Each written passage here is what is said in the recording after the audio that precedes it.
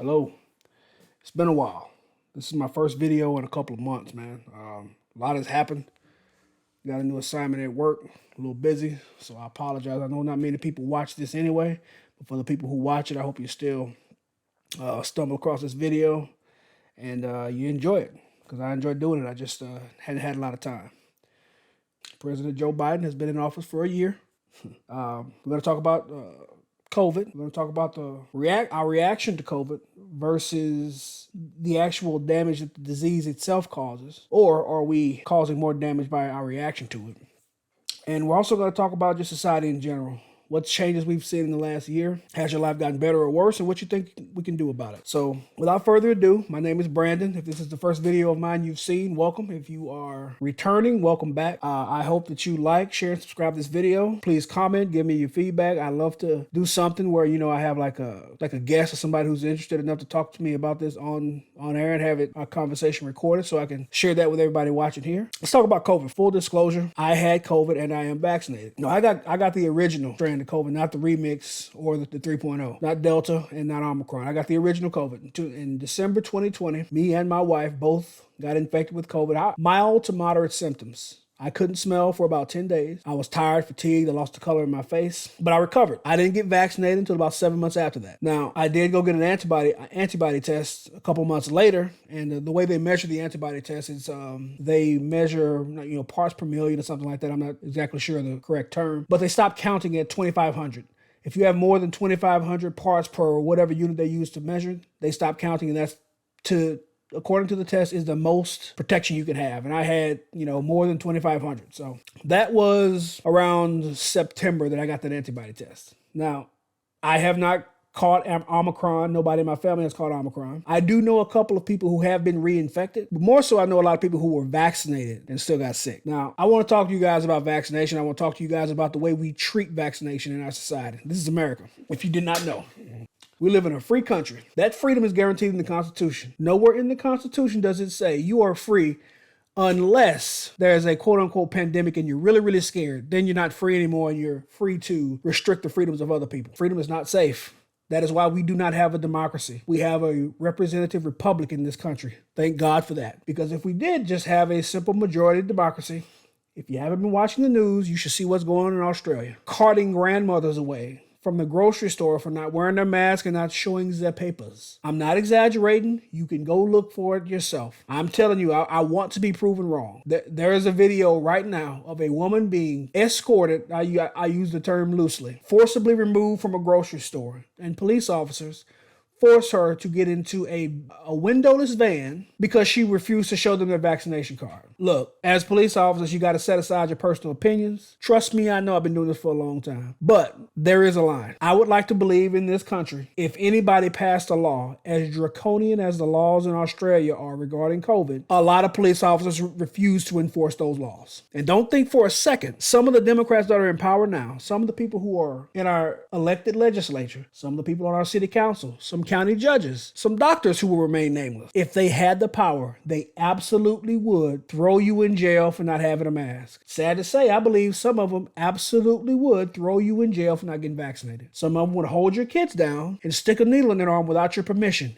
if they could legally do it. The only thing stopping them is that we have a Republican form of government. That has stopped quite a few things, not just the pandemic, but quite a few things throughout our nation's history. I don't think I'm overselling it to say that when this pandemic is over, this country's going to be divided. Not that we're not divided already, but we're going to be divided along a particular line regarding public safety and public health, the greater good, if you will. There's going to be one group that believes in personal responsibility. My personal health decisions is my business alone. That's not your concern, and that's not you don't have the right to tell me what to do with my health, my healthcare decision. That's between me and my doctor. More so, that involves me telling my doctor what kind of help I want. A couple of months ago, it used to be the justification was, well, you need to get vaccinated so you don't infect somebody else. Well, when that narrative fell apart, the narrative became, well, you need to get vaccinated so you don't overload the hospitals. I understand the rationale in that argument, but this is the only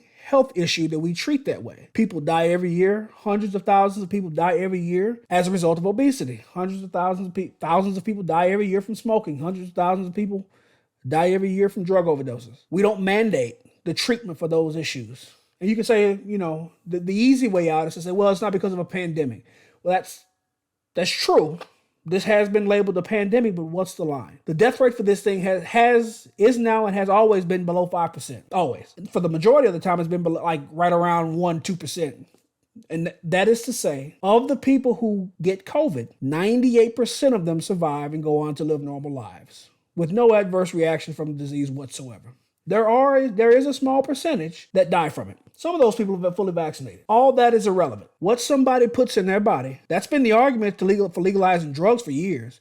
What somebody puts in their body is their business. That was the ethos of the Democrats when it came to personal health decisions and personal health decisions, taking care of your body. That's been their ethos since as long as I've been alive. That's none of your business. If he wants to do drugs, he's not hurting anybody. It's a victimless crime. All of a sudden now, if you don't want to get vaccinated, you can't go to the movies. Me and my wife just came back, me and my family, just came back from Hawaii a little while ago. Hawaii is the worst state in the country. I think. I haven't been to New York or California since this has been. I refuse to go to California. I only went to Hawaii to see family. You have to show your vaccine card and your ID before you can go into a restaurant. The food court at Ala Moana. They won't let you to go sit down in the food court without showing your ID and your vaccine card. Keep in mind, if you're familiar with Ala Moana, you're familiar with the mall Ala Moana in Hawaii, the food court is surrounded by the restaurants. There's a food court, the area for sitting in the middle, and on the surrounding area is the restaurants. You got, Yumby's Korean Chicken, Panda Express, Charlie's, now they got a Jollibee's there now. I can sit down in the food court, the area that I'm required to show my vaccine card and ID. I can sit down there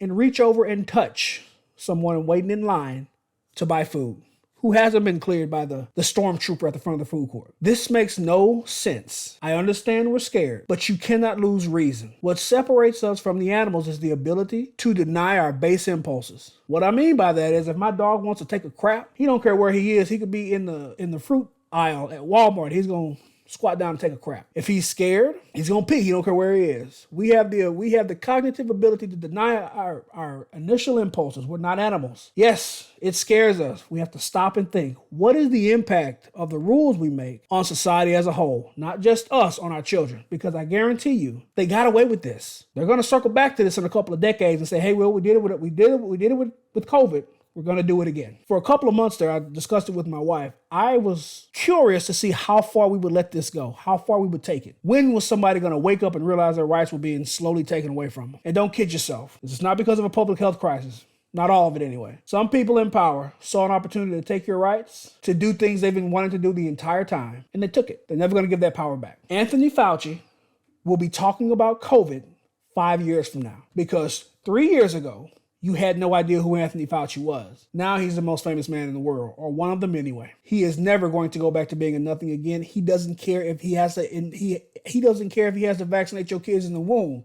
If that's going to get him on MSNBC, he will be for it. Do not kid yourself. I don't know who can honestly sit there and say that the scientists are apolitical at this point. I don't know how many times we have to catch Dr. Fauci lying. I don't know how many times you have to catch these politicians lying, and you still do exactly what they say. You get mad at other people for not doing what they say. I understand if you're painted into a corner. I understand if your job says you need to get this shot or we're going to fire you. I understand that's not an easy decision to make. I got a family. You got whoever's watching this. Most of y'all got families. I could not lose my job now. I would have to make a measured decision. Is it worth it or not? If I was in a financial position to sustain my family's way of life until I found another job, I would absolutely quit. If my job presented me with that ultimatum. My job has not. I know people who they were honest about it. Hey, I got a vaccine because my job said if I didn't, I was going to be fired. Terrible position to put somebody in. Why don't we do that with everything then? Hey, you know what? I don't like, letting people off when they have babies. So unless you're on birth control, you can't work here. That's a ridiculous statement to make, right? The same as telling somebody they must get a medical procedure or they can't work for your business. That's not right. This is America. We can't do stuff like that. I say we can't. We already have. You probably shouldn't though, because you're all for it when it's something you like. You won't be for it when it's something you don't. I want to move on to vaccines. Now, getting the vaccine for me was a measured decision. I waited for a little while. People weren't dropping dead from it. I'm a pretty healthy guy, so I went and got vaccinated. I am not against vaccines. Most people who believe what I believe aren't against vaccines. They're against vaccine mandates. I'm not so much against doing a particular thing, I'm against you telling me I have to. Call me a red-blooded American. I think most people feel that way. But unfortunately, the vaccines, like the masks, have become a measure of your altruism, a measure of how good of a person you are. It's like those little I voted stickers. Well, that's what you're supposed to do. Nobody cares that you voted. You're not a good person for voting. As a matter of fact, the people you're voting for probably aren't good people either. If the last year hasn't taught you that just hating the person on the other side and voting because you hate them so much, if the last year hasn't taught you that's probably not a way to live your life, and that's probably not a way to exercise your constitutional right to vote, I don't know what's going to teach you that. I never thought I'd say this. I am happy Joe Biden is president right now. He hasn't done irreparable damage yet. He's done some damage. Everything he's done so far can be fixed. I just like the fact that the people who did this, the people who put that man in office, and the people who voted for the Congress and allowed the majority to be in the hands of Nancy Pelosi and the Democrats today, what we're going through now, don't forget it, okay? We as Americans, I'll admit, as a people, we have very short memories. That's probably the reason we've allowed so much of this COVID nonsense to persist, because we've forgotten what communism is. We've forgotten what authoritarianism is. We've forgotten what it looks like to have a government control every aspect of your life, because the young adults who are supporting this have never experienced that. And I haven't experienced either, but I'm old enough to remember. I'm old enough to remember the Berlin Wall stuff. I'm old enough to remember when it was East and West Germany. I remember how big of a deal that was. I didn't understand it at the time, but looking back on it now, I don't know why are these people so excited about this. I remember what the thought of freedom to people who've never had it looked like. All those people cheering to something we take for granted every day. Something we gave up so easily because we were scared. For this being my first video back, I understand it's kind of heavy. Please give me your comments, your concerns. I would love to hear your thoughts on it. I want to talk about the rest of the stuff too, but it would become a very long video, so I'll include that in the next one. What do you think?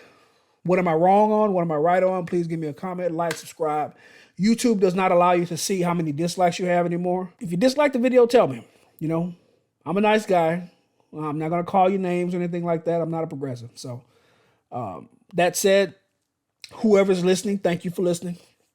I'll catch you next time.